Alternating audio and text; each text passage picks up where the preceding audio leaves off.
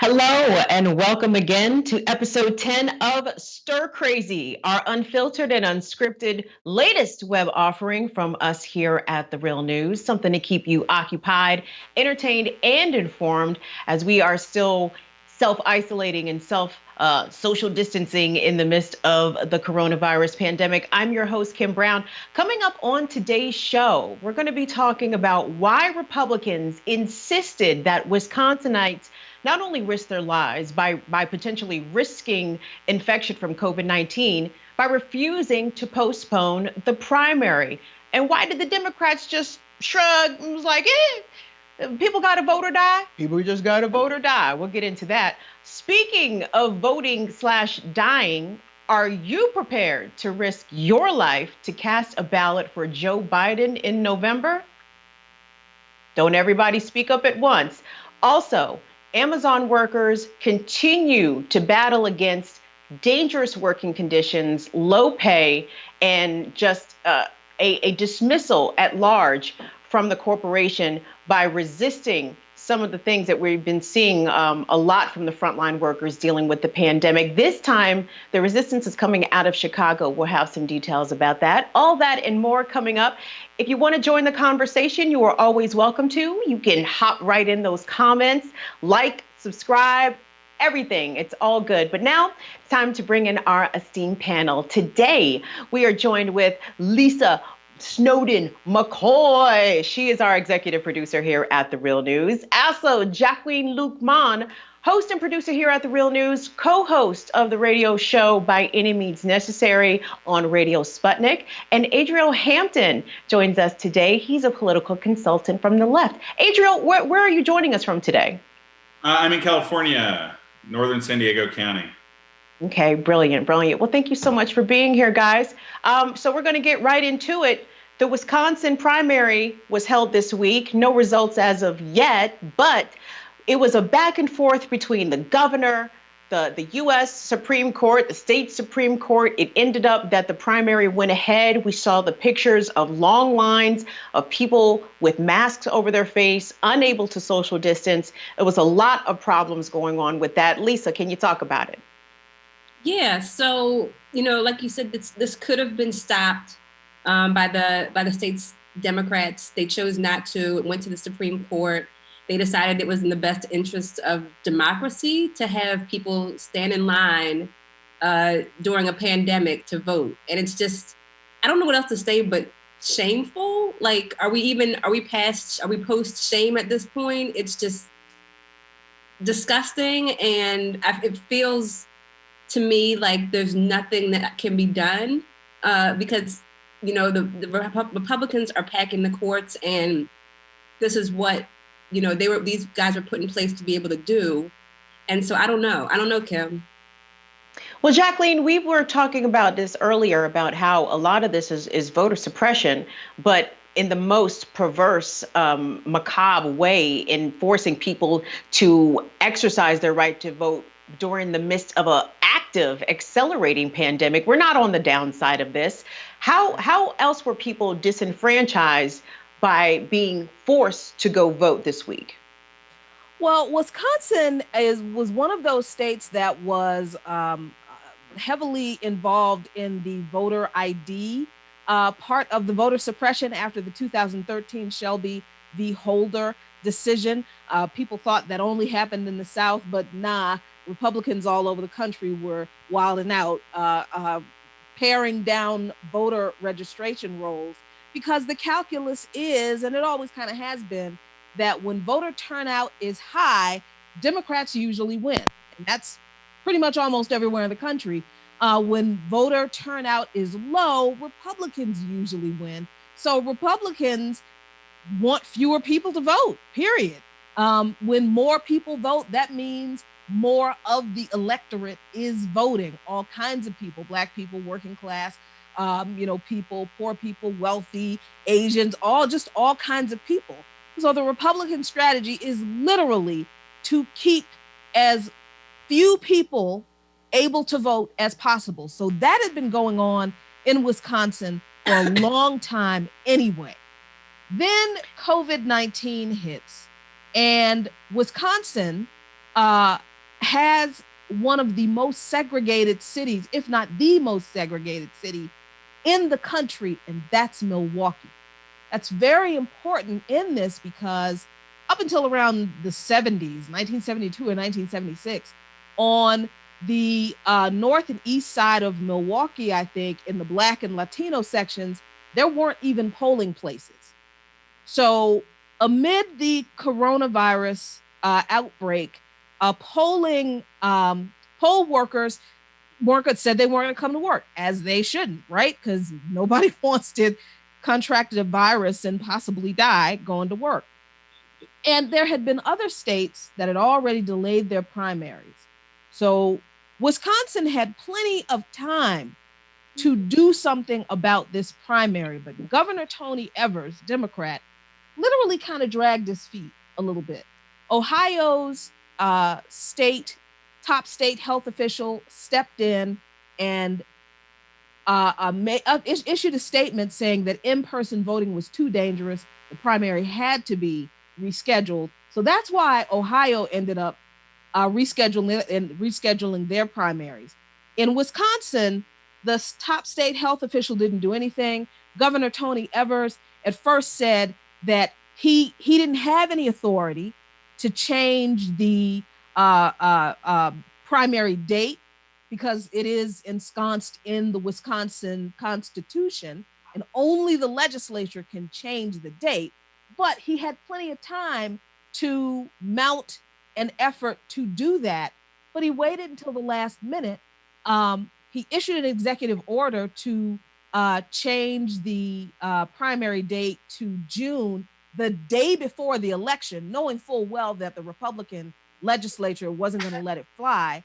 And because he had already said publicly that he couldn't do anything, his hands were tied about changing the date, the Republicans marched right to the state Supreme Court, which is run by Republicans, and argued using his own words against him.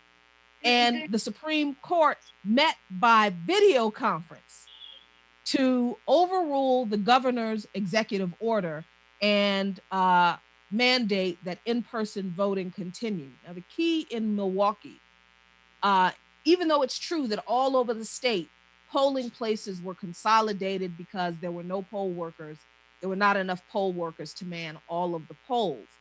In Milwaukee, however, polls were consolidated from 180 polling stations down to 5. So in neighboring cities, yes, there was a consolidation of polling places. There were fewer polling places. But in Milwaukee, most segregated city in the country, there were only 5 polling places. I mean, that is absolutely stunning information from 100 polling places down to 5. And I wanted to bring Adriel 108 down to 5.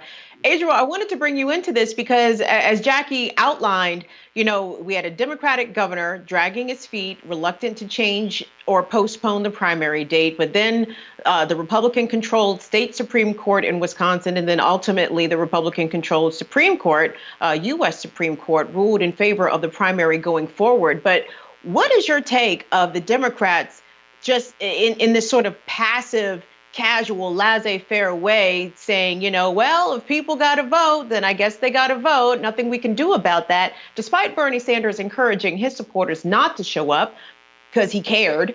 All right. I mean, but the establishment seems intent on this process going forward, despite the risk that it poses to the public. Yeah, I think it's extremely problematic that our elected officials aren't making this it is an emergency when people are dying of a pandemic, and we still do need to have a democracy, right? I think the problem is if you give the Republicans an inch, they'll take a mile. Like, I'm sure they'd love to cancel or delay the November election, and they'll figure out a way to do that if we give them the chance. But by the Democrats allowing the kind of voter suppression to occur during the primary, they're also giving the GOP leeway to do that in November, because if we're continued with a lot of fear in November about legitimate concerns about infection, we can't have voting as normal. We need as much mail voting as possible. And so I've heard this adage, and it's just chilling, but in this case, it seems to be true, which is that the Democrats don't care about voter suppression during the primary, or they would like to suppress the vote during the primary because it helps the people already in power. And then in the general election, the Republicans want to suppress because when average people vote, they don't do as well, right? As Jacqueline said. I think that, we should be demanding that everyone who represents us, and those of us who are Democrats or independents, left-wing folks, hitting up the Democrats and saying we've got to have as much mail voting as possible. On the other hand, I think you do have to have some polling places because there are people who aren't going to be able to mail vote. But when 188 precincts or polling places are consolidated down to 5, that's insane. And every state is having these problems regardless of the pandemic. And then they're saying, 6 hours in line, 12 hours in line, that's fine. Even when you could die from it, not good. It's really awful. I say that in many ways, our government is killing more people than the virus through this willful neglect. That's an observation that I can't really disagree with there, Adriel. Our own Jessel Noor reported upon the catastrophe that was the Wisconsin primary. Let's hear from Jessel. Yeah, it was especially dangerous and irresponsible for Republican leaders in the legislature to pursue legal action to keep this election date in place, yesterday's election date. It's unfortunate that we got to that place. And when I woke up, the first thing I saw was so many people waiting in line, lines wrapped around the block. And, I feel like they had a frustration, and I shared that frustration, which is why, my first observation is what it was. People were going to vote. You wait hours in line at Six Flags, not at the polls. That in itself is a form of voter disenfranchisement because folks have things to do. People have lives to live. And also, there were some weather conditions, too, that made it difficult for a lot of folks to stand outside. Literally, people weathering a storm to cast a ballot, people putting their health and their safety at risk. It was it was an awful situation that didn't have to take place at all. That was an excerpt from a report by Jessel Noor. You can find the complete story on our website, therealnews.com. Folks, I got to ask, because we are looking at a general election in November. We are electing the whole House, a good chunk of the Senate, and picking another president, hopefully, maybe. Who in the hell knows at this point how this is all going to shake out? But as for now, the presumptive Democratic nominee for president is Joe Biden. He has the distinction of having the least amount of enthusiasm around his campaign of, I think it's any Democratic candidate ever. And are people going to go out to the polls and risk their lives to vote for Joe Biden? Unfortunately, I think yes. And that is because people are that terrified of Donald Trump. That honestly is the only thing Joe Biden is campaigning on. I guess at least now we don't have to hear him say that he was Barack Obama's vice president anymore, because God knows I was sick of hearing that. But I mean, there is nothing else that Joe Biden has in his favor as a candidate that would compel people to want to vote for Joe Biden, other than the sole fact that he is not Donald Trump. Now, when we look at his policies, that's a different argument about whether he's just, MAGA hat in blue as opposed to MAGA hat in red. But I do believe that Trump has been such a horrible president for some people that they are scared into voting for. I think people will be scared into voting for Joe Biden, unfortunately. I don't know if it'll be enough, but I can see it happening. Well, really, guys, this is going to come down to the swing states, is it not? Because I don't see any of the states that have traditionally gone blue or red flipping at this point, except, for the toss-ups, perhaps like a Virginia. and when we get into Pennsylvania, Michigan, Wisconsin, even, some of the same voter suppression that we saw happen in the primary, specifically in Wisconsin, undoubtedly is going to happen on election day. So it's really about, can Joe Biden win the Rust Belt plus Virginia? Adriel, I'm curious about your thoughts about that. Well, I think it's a really good point that so many races are up, right? 435 seats in the House. Like, everyone has a stake in the election. And there is an action that the House could take now, which is Nancy Pelosi. The Democrats run the House ostensibly, and they could say the next stimulus package that gives all this money to business and is tilted towards very large corporations has to have provisions for mail balloting. And that would be, it would help the post office with what it's going through, and it would help people not die. I think, to Jacqueline's point, the people that are going to go out and vote for Joe Biden are going to be older people. And the biggest problem for Joe Biden is getting youth excited. But I think with mail voting, you're going to see people vote at high numbers. Without that, I think you're going to see people who are so loyal to Donald Trump. We're already seeing, like, religious people being much more likely to think that this is some kind of hoax or that it's overblown. They're listening to what Donald Trump and Fox News are saying. And so this is a real stew for really bad division in our country. And it could be handled now. If the Democrats, they just held things up and said, we have to have a switch to mail voting. The West Coast states, I'm here in California, have been moving towards mail voting more and more. Oregon has mail voting. Washington has heavy mail voting programs. And California is in transition. I saw in that report, this gentleman, with a walker, right? That guy should be right at the front of the line voting quickly, because most people are voting by mail. And it just drives me crazy that the Democrats and Joe Biden don't take this as seriously as the American people do, because we are staying home, right? Or we wouldn't even have this show. I want to come back to your point about the mail and how there was no provisions made for the mail in the mail system, U.S. Postal Service, in the CARES Act. I want to get back to that because that's a very important point. But I wanted to ask Lisa, because without a doubt, if Joe Biden has any aspirations for victory, he has got to get the Bernie folks on board. And I know all of us have seen chatter on social media of perhaps a portion of the Sanders supporters being maybe a little bit petulant, saying that they're not going to vote for Joe Biden. And there's a lot of folks like that who probably will show up to vote on election day, but vote down ballot and maybe not vote for president.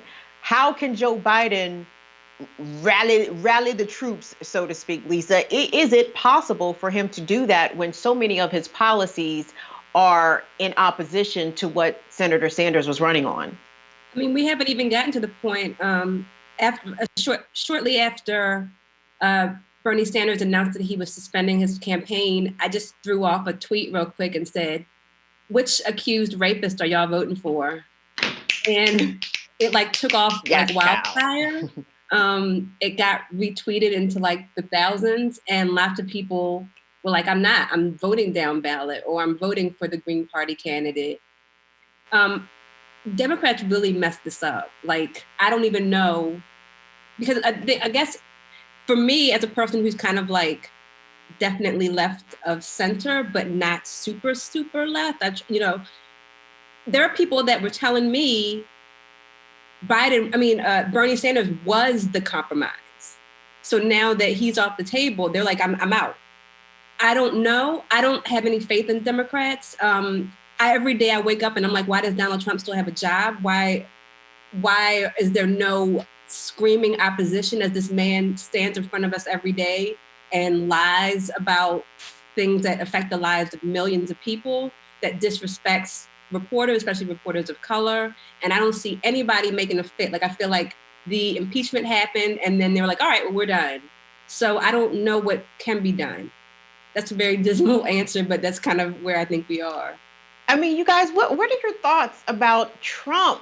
I mean, He's such a bumbling idiot, but damn, the man is clearly Teflon. They have not been able to get anything to stick. And it's not so much that he's not guilty. It's not about whether or not he's guilty or not guilty. It's about what you can prove. And time again, we've seen these cases just not bear out to victory for people and our politicians who oppose Donald Trump. How is he this good at being this bad? He's not. Can I jump in real quick? Just because I guess I'm on a roll right now. Go roll on, baby. Go ahead. He's not unlike a lot of the people that these elite politicians are used to dealing with anyway. He's just a little bit louder. So it's not as outrageous to them as it is to us. And he doesn't affect them, the way that he affects us. And, we're blessed to have jobs right now. There are people that are way worse. And those people are thousands of miles away from like a Nancy Pelosi or a Joe Biden. Jacqueline. Yeah, I mean, look, I'm a socialist, so I have no faith in the two-party system anyway. I operate completely outside of it. Sure, I vote, but I vote primarily to participate in local elections. The Democrat and the Republican parties are basically the same party. They're not different parties anymore. They haven't been different parties for about 50 years. And what we are seeing now is that reality that has been true for decades finally just laid bare. It's the reason why Nancy Pelosi doesn't do a whole lot of pushback against Donald Trump. It's because basically they agree on pretty much most of the same stuff. They'll make a show of disagreeing about some things, but Lisa's right. The reason there is not this hue and cry in Congress and on Capitol Hill against Donald Trump is because he's exactly what they wanted. He's what they're used to. Donald Trump is what most corporate board of directors operate like. I mean, this is the way this man is running this country is the way most CEOs run their companies. So what we're seeing now is, I think, writ large, like the reality of how much damage a mediocre white man can do when he has money. Number one, we're seeing what white supremacy and U.S. imperialism really looks like. It's not necessarily smarter and craftier than everybody else in the room. It just has more resources and it's willing to bang everything with its enormous hammer because it says everything is a nail and a threat against it. So, I mean, people are responding to what this country has always been only because they've never wanted to believe that Donald Trump really is what America has always been. Right? That's why he scares people so much now. But the politicians, the deal makers, and the corporate elites, he's the kind of people they've always been dealing with. So that's why they're not really pushing back against him. He's their people, they're his, and he knows it. The farce of democracy is clearly being laid bare in this time. The pandemic has been like hydrogen peroxide, baby. It's been poured all over the country and it's bringing all of the shit up to the surface. And that's very much clear to see. And one thing that Donald Trump said recently, when referring to mail-in ballots, voting by mail, he described the system as potentially ripe for corruption, which is interesting. And conversely, Congress apparently has some agreement because there was no money made available in the bailout, the stimulus package for the U.S. Postal Service, which some speculate could really run out of money as soon as June. So Adriel, what is at stake here by Congress failing to properly fund the Postal Service, which I believe is an agency that is enshrined in the Constitution? I may have that wrong. I need to double check that. But if the post office and the Postal Service goes down, what does this mean for potential voting for people, well, not just for voting, but for a myriad of things, because we do rely on the Postal Service, but especially for voting. Right. I think that what we're seeing with this pandemic, I want to make just one point about the previous discussion, which is there is a big lane for progressives because Bernie Sanders showed that there is a constituency, a large constituency for certain issues. And left populism is popular. Like the post office is very popular. But if all we hear is Donald Trump bashing the post office, saying that it loses money when, that's not really the whole story, the post office provides one of the most valuable services we have, which is the ability to stay connected, especially when we all can't leave our homes, right? So it's insane that we don't have the Democrats being incredibly loud again about the importance of these institutions. And I see what's going on right now as the corporate class that is served by both the Republicans and the Democratic Party. The Democrats can make a lot of noise about being better on human rights, on civil rights, on equality. But when it comes to the corporate paymasters, they really have similar interests. And the Amazon, I'm sure, would be happy to take over everything, even though they're being shown as very weak in this crisis. They're having all kinds of problems. The post office, though, a controller for the city of San Francisco once told me, I think it was right after he retired, and I was kind of hard on, used to be a reporter myself, and I was very hard on budget issues. And he said, Adriel, these government jobs are one of the only places left for the middle class. So the people that work for the post office are like a bulwark between everyone working for Amazon for $15 an hour and people having enough money to live. And that's what people like Trump don't like. They don't like the fact that there is government jobs with government unions, with unions in government jobs, holding the line against total corporatization of every essential service. And that is the threat. I mean, they would love to just privatize everything right now. And the Democrats have to fight back. All of us have to fight back if we care about having an economy where people can work to live.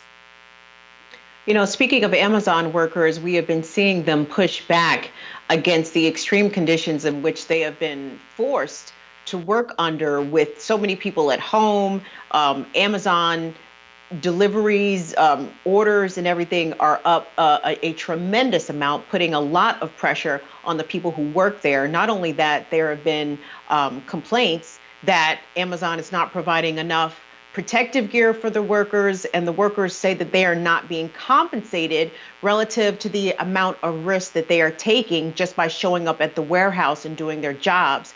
We're going to go to a Real News report where an Amazon worker in Chicago spoke about their concerns. Well, we're striking for our lives, and we're striking for our health and our safety and for the lives of our loved ones.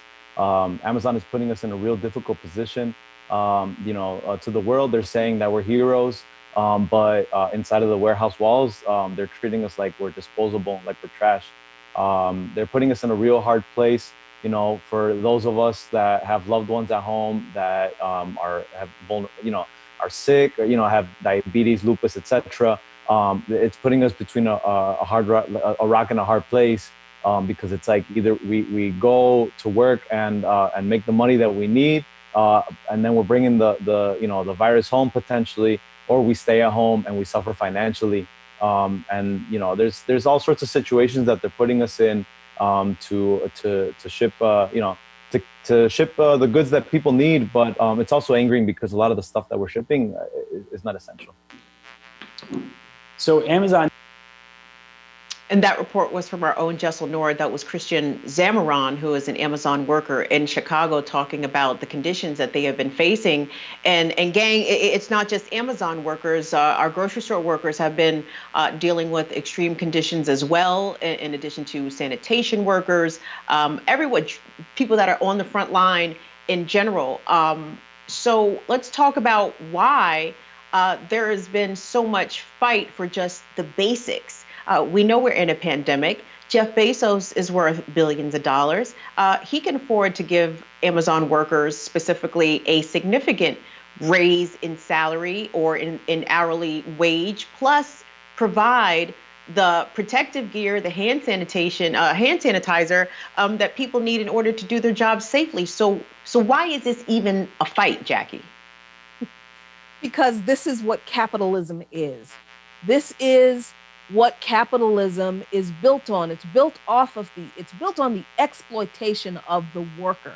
I mean, Amazon, through Jeff Bezos, should not have to be forced to provide safety materials, personal protective equipment for all of its employees, knowing that it's, one of the few corporations or corporate entities that are still not only operational, but making a profit in this pandemic. But because capitalists care nothing about the labor force that literally makes their money for them, we're disposable. We are interchangeable pieces in their machine. So what? These Amazon workers are striking and they're protesting. And this is what somebody in the Amazon corporate structure is thinking. Maybe not Jeff Bezos, but I guarantee you, somebody in that board of directors is thinking, so what if these people don't want to go to work? This week, 6.6 million Americans filed unemployment claims. We can get somebody to come in here and do this job. And this is over some masks and gloves so this is what capitalism is. It's what it's always been. It's always been exploitive. It's always been a situation where laborers are expendable and we are taken advantage of, especially in crises. And I think it also points to the lack of awareness that the people who own and run these companies have with just everyday people. These are not normal people like you and me. They don't know how we live and they don't care. They just want their money. I'm confused, but I thought Jeff Bezos started selling books out of his garage, just like an average, ordinary Jeff Bezos was selling books out of his daddy's garage. Let's get that straight. There was his daddy's garage with his daddy's help startup money.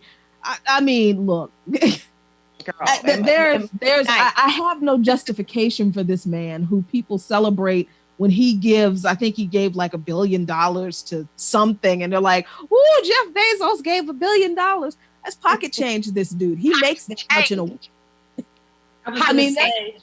That's sofa cushion change. So what? I mean, $2 extra an hour for the workers who are fulfilling the orders through Amazon. $2 extra an hour? Get the heck out of here. I'm trying not to cut. I told my daddy I'd do better with that. Okay. Oh, girl, cuss away. I already told my mama. I said, okay, what the fuck was $2 an hour extra? The fuck, yeah. Man. I love Jackie. Now, Lisa. Okay, so Jackie raises an excellent point because obviously, with the increased demand, Amazon is probably making money hand over fist. Mm-hmm. And so many people have filed for unemployment. Amazon said that they're trying to hire 100,000 new workers. So I feel like this is a real pivotal time because, either the workers can really force the hand of the corporation to have their demands met, or people are going to be so desperate just to have any kind of work, just to have any kind of money coming in, that they'll accept the conditions as they are just to be able to feed their families. Yeah, and I mean, that's why the actions of the gentleman who Jessel interviewed, by the way, shout out to Jessel, he's been doing amazing work. But that's why all of these workers on the front lines are so important. And we all need to make sure that we support them as much as possible, the Amazon workers, the Instacart workers, the sanitation workers, because there's no other way. Once people don't care until their garbage isn't picked up or until their, Instant Pop isn't delivered on their front door or whatever they want. And I don't want to judge people for looking for work, but these people that are striking right now that have these positions can make it better for those people that are going to come in that are losing their jobs. The other point that I wanted to make that I was glad Jackie touched on was how much money they have. Like these children that are coming up, this next generation, they're amazing.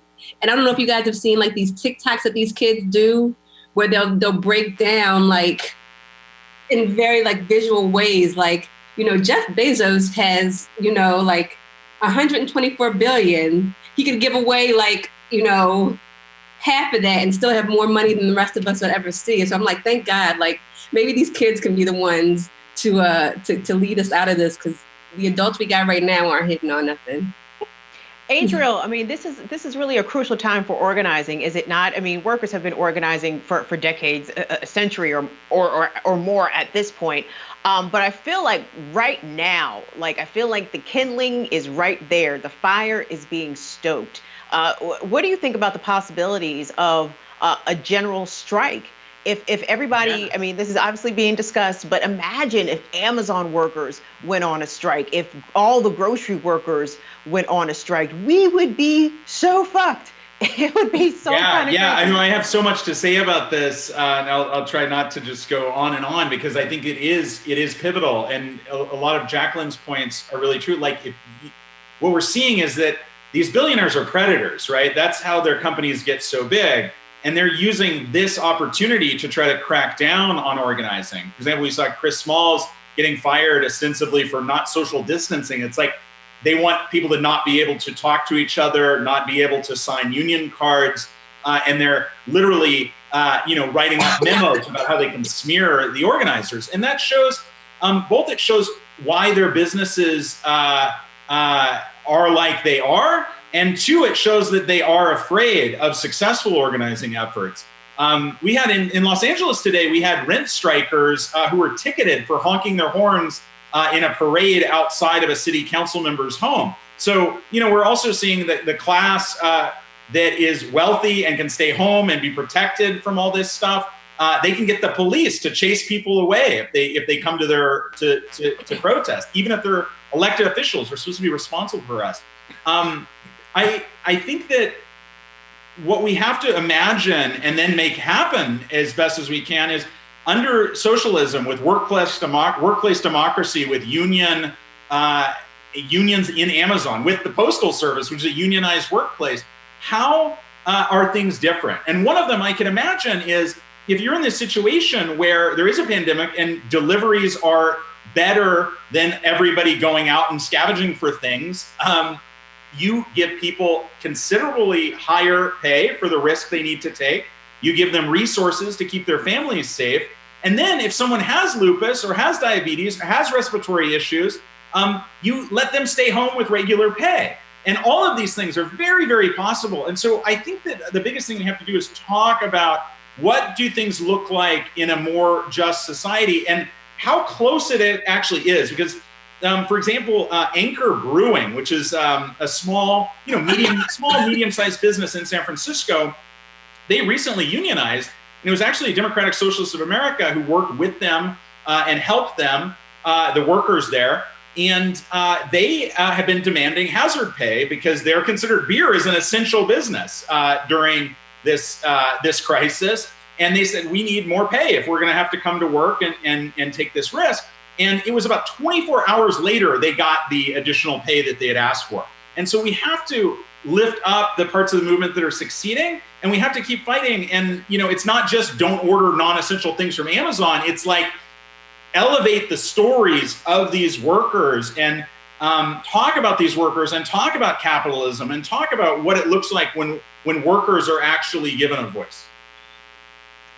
Wow, guys. First of all, I want to say what's up to everyone that's watching. We're getting your comments. We appreciate it. I want to send thank you going out to Free Parsons, who says, I love it when y'all let loose. Let it roll, ladies. You are powerful. Thank you, Free Parsons. Yes, indeed. And shout out to Michalita KS.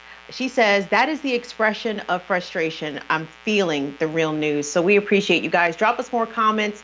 Hit us with some likes. But also, we are in the middle of our fundraising campaign. So we're trying to raise $50,000. We will match you dollar for dollar. Just drop us some coins. And here is Taya Graham and Stephen Janis to tell you more. Hello, my name is Taya Graham, and this is Stephen Janis, and we're the hosts of the Police Accountability Report. We're trying to do a $50,000 fundraiser right now, and each dollar will be matched. Now more than ever, we need independent journalism that's not funded by corporate backers. We need people that can give us the truth and the unvarnished truth. So we really need you to help and donate.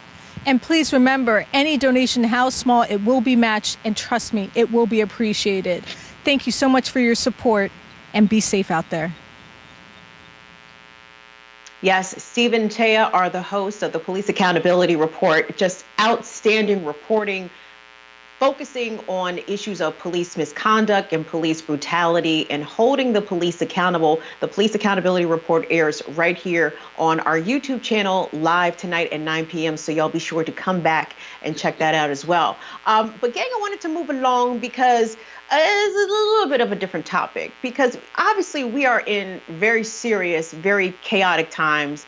The pandemic has killed over, I think we're at 7,000 Americans right now. There's, hundreds of thousands of people who have been killed by this across the globe. So many more infected. And obviously it's very serious. We wouldn't all be working from home if we were just on vacation, right? So how do we handle humor in the age of the coronavirus? Is it tacky or crass to make jokes about it? There was a piece in the Atlantic talking about this. And Adriel, I want you to share with us your thoughts about that. I was just going to ask everybody, what's the funniest thing you've seen? I mean, I think that, what do you say, life is either a tragedy or a comedy. And sometimes the only way to get through these things is to figure out how to be, to find the humor and to share things with each other to stay connected. I don't know if you've had the experience of maybe getting to know your neighbors better than you knew them before. When you can't travel to see your family, you can't travel to see friends you already know, you got to talk to the people around you. And the Atlantic piece mentions getting more memes and more videos and more jokes than ever before. And part of it's because a lot of people are home consuming a lot of media. Hopefully they're watching the real news with us. And I think that I saw one of these videos that was the day 1 of lockdown, day 2 of lockdown, day 3 of lockdown, day 4. And basically anyone who has children, and you ladies saw that I had my small child with me in the green room before we went live, is balancing a lot of chaos. The biggest thing I see right now is parents making their jokes and not jokes about what it's like trying to hold down your job if you're lucky enough to have one where you can work remotely while your kids are not in school and all the daycare providers are closed by government order. And so some of these videos are just kids doing totally insane things, parents doing totally insane things. And I think that, if you can't laugh, you're going to cry. And I hope that we have a little bit of a balance of both. Lisa, what are your thoughts about maintaining a good sense of humor in the midst of the coronavirus? I mean, because for example, when friends or family, if I'm talking to them and someone coughs or sneezes, I'll be like, oh, that's corona, and that's sort of, my way of sort of trying to, keep things light. But I mean, obviously I'm not trying to wish coronavirus on anybody. You know what I mean? How do you gauge that? For me, I make no secret of the fact that I'm addicted to Twitter, and that is kind of the humor and tragedy all at once, because I can find, all of this kind of documentation of these deaths that are happening and these families that are dealing with loved ones that are sick and they can't even be with them. But I can also see people making, memes about when outside opened back up. Like I saw one where this guy was a grown man laying in bed with a full outfit, like it was like he was a kid and it was the first day of school. Like, this is gonna be my outfit when they open outside back up. So those kind of things help me laugh. And also just parents, I just checked real quick on Twitter, and Erica Green, who's an amazing New York Times journalist, who's also, I guess, now forced to teach her small children while reporting at the New York Times. She posted a sign that was like, "School's over for the day. We'll try again tomorrow. Love, Ms. Mommy." Like that kind of stuff. We're all just kind of toughing our way through this the best we can. Well, let me tell you, hats off, salute to all the parents out there who have to work, manage the house, and deal with them kids, because I will say, Jackie, what a time to be childless. I'm looking at y'all and I am not jealous at all right now. Have you seen me making faces? Because my son keeps asking me questions right like in front of the computer. He's like, shut up. Yeah, I mean, we don't have children because, my husband's, we have children. My husband's children are grown and I never had children. So, we have a dog and our dog we're convinced that he's convinced he's a human. And we know that's our fault and we don't really care at this point. So, the funniest, like what I do every day on By Any Means Necessary, because we do report on these issues every single day. It's a daily radio show. It's a lot of work and it is very hard. It is emotionally, like this week when the news came out about how the virus was affecting Black and Latino communities and Native communities, it really just ripped my heart just out. And it was really, really hard for me. But I have a father who is, you wouldn't think he's funny, but he's actually hilarious. He is an elder in the Church of God in Christ.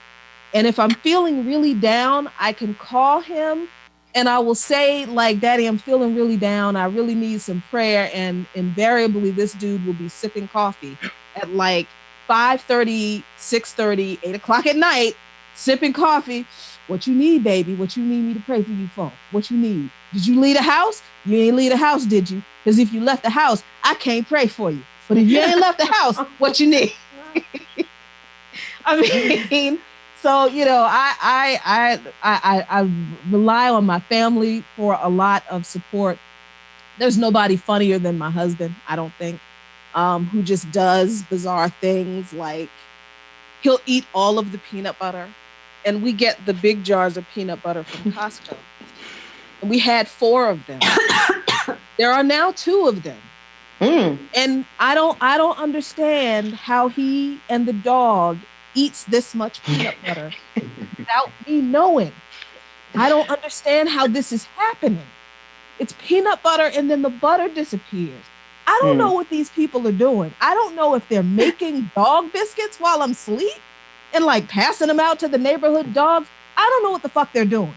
But hey man, once the dogs get on peanut butter, it's hard to get them off. I don't understand. I mean, it's so we find the joy in like the basic life stuff of just like being stuck in the house together, and noticing how much we're annoyed by each other's weird idiosyncrasies, and just kind of trying to balance that out with like the uncertainty and some of the darkness that you just can't avoid it. You can't avoid it.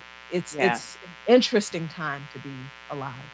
Yeah, as someone, I don't have kids either. I have dogs, and my dogs are aware that I'm working from home because I'll try to sleep in. It's starting to get warmer, so I got to try to get my dogs out before the heat of the day really hits. And next thing I know, I get cold noses in my face, like, bitch, get up. You ain't got to go to work today. Your call ain't till 10 a.m. You better get your ass up out. Here's the leash. Here, we're going to help you out. We're going to find your shoes. My dogs are insistent, and they are very aware that mommy's schedule has indeed changed. But guys, I wanted to talk about some of the outgrowth of the better things as a result of the pandemic, like art and people creating things. Lisa mentioned the kids are going ham with the TikTok videos. And we've got, I believe, a collection of slides of Corona art, where people have been creating different things in their downtime. Do we have that, guys? Mm-hmm. Yes, there it is. Okay, yeah, okay, I dig that. Look at that. With the hazmat, wow. With the suits. This is dope. Yeah, check all this out. I love that. Yeah, y'all gotta talk over this. There's no audio on it. Okay, yeah.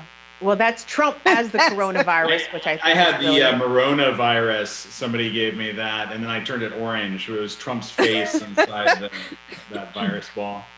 I love this. Now wash your fucking hands. Yes.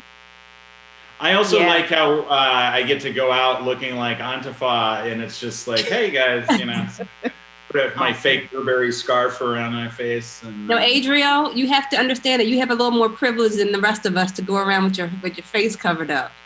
Yeah, I can't walk around Southeast looking like I'm about to. Right?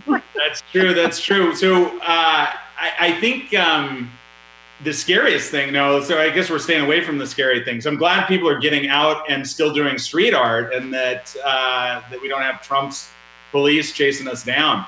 I think this kind of stuff is essential to keeping human. Yeah. So there's another video I want us to show. At least I'm not sure if it's a video. It is a video, actually. Lisa, I'm going to defer to you because I know you have kids and kids keep you hip. I have no idea who in the hell. Is it Bad Baby? Am I reading that right? I'm assuming this is something young that the young folks are privy to that Auntie Kim is not hip to. So Hold is on, there a let me video? focus and get my cane and see what y'all about to Check out Bad Baby, whoever in the hell this is. Oh, Lord. Oh, it's a she? Okay. This little girl is white. You wouldn't know it from this video, however. What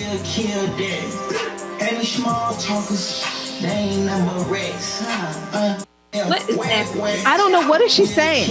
Okay, that is enough. Okay. First of all, my Like, son I just have came old back people from like, what is ears. Like, happening? what is she saying? Okay, so here's the thing that you need to know about this little girl. It's Bad Barbie. Okay. So she's famous because she went on Dr. Phil and she was sassing her mama. Do you remember the Catch Me Outside? Is that the Catch Me Outside girl? Yes. You know that saying, everybody want to be a nigga, but nobody want to be a nigga? Because she's now the same color as me. That's a white girl. That's a little white girl? That's a white girl. But it looked like her face and neck were darker than like from the chest down. Like she was like alabaster from like here. Bless her heart, Jesus. Bless her. I mean, wow. it's like Rihanna's tone. You know what I mean? Like that is like the makeover for the ages. Well, until it's not lucrative anymore, then she'll become pale again. Well, yeah. Oh, right. Well, Pale so is here's the over thing. time. Wow. Well, because all right, listen, I'm gonna let the youngins handle her. I think our Gen Zers are very adroit at calling out people who are black-facing or appropriating in ways that they shouldn't be. So I can't worry about that little girl, man. I'm worried about what that girl is doing. I want to know that's if the where are they Richards now is of the all day right. for sure. Yeah. I want to know But if is she Keith popular? Richards is still I'm all right. confused. I don't. Keith Richards will outlast us all. It's fine. Girl. Keith Richards is. I don't even know how Keith was He's still tickled, alive. basically. So, one more thing I wanted us to check out. I'm debating on between the Calgary police drone stumbles on a social distancing party or how to shut Fox News up. Maybe we'll go with that one. Is that Adriel, I possible? think maybe. Adriel, do you, what are we? I see you on here. What are we looking at? Yeah. So this doctor went on Dr. Desai on Fox News to talk about COVID, and he totally blew their narrative. You know, this is the problem: is they need this narrative that Donald Trump's doing a great job, that things are getting better and better each day, and he just blew that narrative up, and they shut him down like that. I don't know if we're gonna play the clip or not. We do have the video. Go ahead, Dwayne, roll that thing. Large-scale testing. Now, what we hear every night is that that there are millions of tests available, and yet we don't have that pinprick blood test that you can just sort of get, at your local doctor and know in 15 minutes.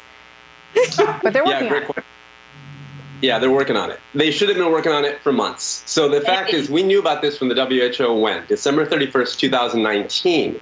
So last year, we knew about this. We knew coronavirus is coming. We knew it was a respiratory disease. We knew it was person to person. Why is it that it's this week that the FDA finally approved these kind of new Abbott lab testing, which, by the way, is one test at a time? It's a great test, but it's one test at a time. It's different than the labs that are doing mass testing, right? So this is a wonderful test, don't get me wrong, but it's one test per 15 minutes. That's wonderful, but it's not the same volume that you really need. This is better for kind of outpatient clinics and things like that. We needed this months ago. You look at Korea, South Korea and the US had their first official confirmed case on the same date, January 19th. That means since January 19th, you look at what South Korea did and what we did. Their population is 1/6 of ours. Look at the cases they have. Look at the mortality they have. It's a trifle compared to what we're dealing with right now because we've had a very weak response and they had a really strong response. Doctor, thank you. Very interesting to talk to you, Dr. Desai. Hope you'll come back as we move through this difficult period in the country. Dr. Desai, thank you very much, sir. After that. So President Trump warning Americans.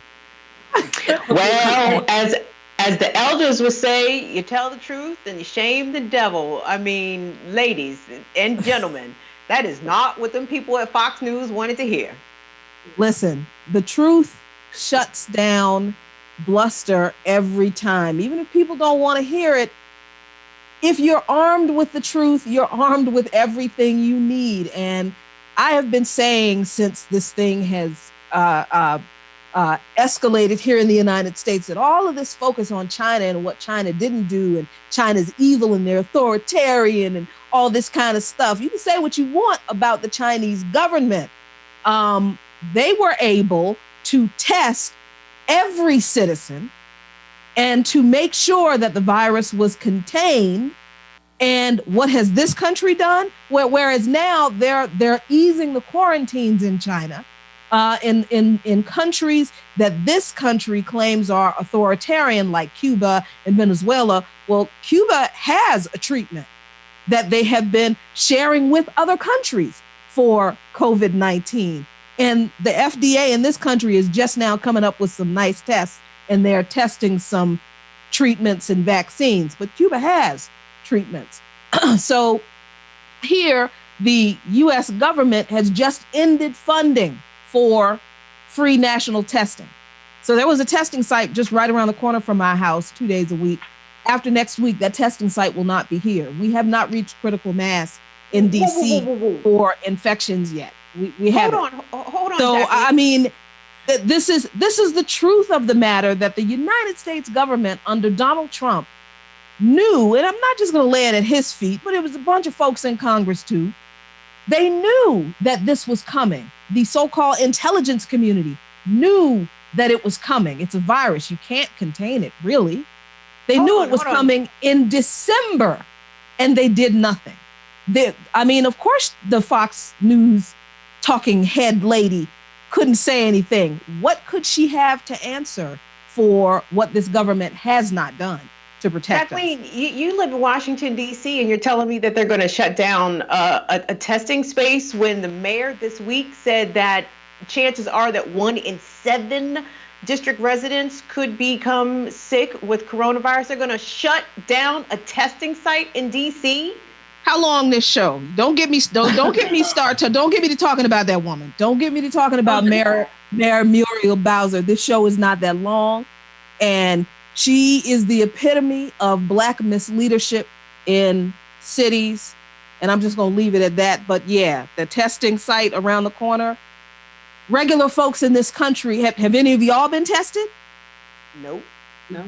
I've not been tested. Friends who've had it and they didn't get tested. They definitely had it. It went on for weeks. Yeah. And they're not in the stats. That's why. And we didn't follow the examples of other countries that did well. China, South Korea, Cuba, Japan, and we don't know what will happen next, but we know our government is really blowing it. Mm-hmm. Boehner, we just had on the show earlier this week, was never able to get tested, and he was very, very sick for a few weeks. Jackie, you talk about the ineptitude of DC leadership from the mayor's perspective. I know Lisa will say Baltimore would like to have a word. Yeah. It's very similar. I follow I follow Black Lives Matter DC because they have a great Twitter, and that's when I realized, first of all, we're separated by about 45 minutes and some highway, but we have very similar issues with bougie Black people and what they want to do to poor Black people. But that may be a topic for another day. Well, and I'm just going to say this last word about that, because I grew up in the middle of DC and Baltimore. I'm from Laurel, Maryland. So I have looked at and participated in Baltimore culture and in DC culture. I can tell y'all that Baltimore and DC people are the same people, just with different daddies. And they think that they're so different. They're really not that different. We just use different slang and listen to different music. That is it. Baltimore and DC folks are way more similar than they would care to admit. Mm-hmm. Mm-hmm. Agreed. We all Bamas. We are. I am a proud Maryland Bama. Let me put that out there, y'all. But listen, I want to thank you all for joining us today on Stir Crazy. This was episode 10. Hit us up in the comments. Hit us up with some likes, some subscriptions. Like I said, we're trying to raise some money so we can keep bringing you the kind of content and non-mainstream media perspective that we know so many of you want. So definitely join us in our fundraising campaign. Every dollar is going to be matched dollar for dollar. I'd like to say goodbye and thank you to our great panel, Jacqueline Luqman, host and producer here at The Real News, also co-host of the radio show By Any Means Necessary on Radio Sputnik, executive producer from The Real News, Lisa Snowden-McCray. Love her so much. McCray. Oh, I think I've been calling you McCoy. I married you to somebody else. Oh my God. It's okay. That's a fail. I'm so sorry. Hi. Adriel Hampton. I hope I got your name right. He's been on the line with us from California. He is a political consultant from the left. Adriel, we appreciate you taking the time out to hang out with us. All right, gang, and that's it. Stir Crazy. I'm your host, Kim Brown. We will see you tomorrow right here on The Real News. Y'all take care.